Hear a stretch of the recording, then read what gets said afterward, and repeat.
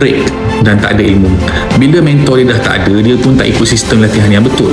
Orang sekeliling pun ramai toksik, ramai nak ambil kesempatan. Lama-kelamaan ego dia makin tinggi dan duit yang banyak, nampak macam banyak takkan habis pun boleh hilang dengan sekelip mata. Benda ini yang ramai orang tak perasan. Tyson jadi hebat bukan sebab dia jadi juara dunia tanpa kalah semata-mata. Dia jadi hebat sebab ada disiplin. Bila disiplin tu hilang, manusia paling ditakuti dalam ring pun boleh kalah dengan hidup dia sendiri, terutamanya pengurusan kewangan peribadi.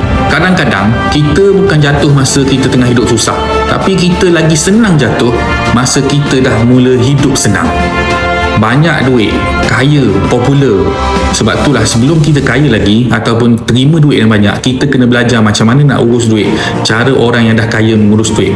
Kalau kita tak ada ilmu pengurusan kewangan peribadi ataupun financial literacy waktu kita susah, nanti tiba-tiba kalau duit datang berjuta macam Tyson ni, kita tak pandai nak hidup dalam realiti sebenar. Kekayaan sebenar hanya datang dan kekal